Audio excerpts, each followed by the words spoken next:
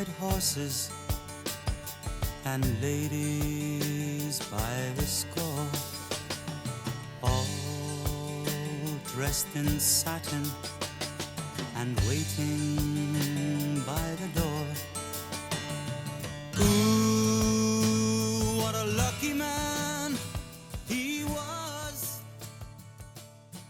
Hello, my friend. Welcome to Reflections and Music. Rodeo at PATRIA, Confessions of a Military Chaplain. It didn't take long after transferring from the green to the blue for me to realize that I was indeed a lucky man to serve as a chaplain in the Air National Guard.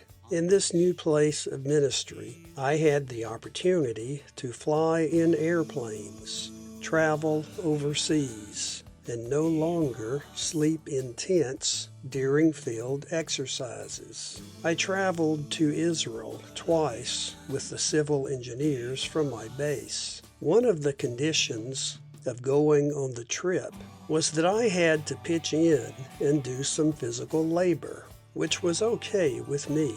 I actually enjoyed working alongside the civil engineers during those weeks, pushing a wheelbarrow, mixing and pouring cement, and watching the barracks we were building slowly take shape.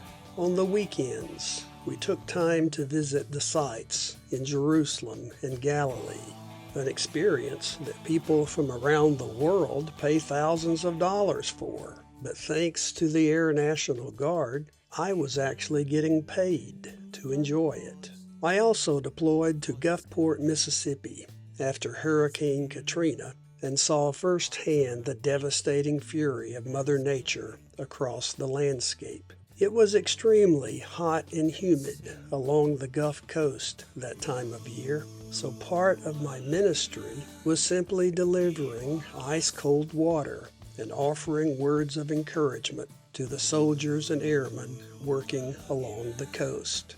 There were also some heartbreaking moments. I was present at recovery sites as deceased victims were pulled from the rubble, an experience that I and the other airmen and soldiers working those sites would long remember.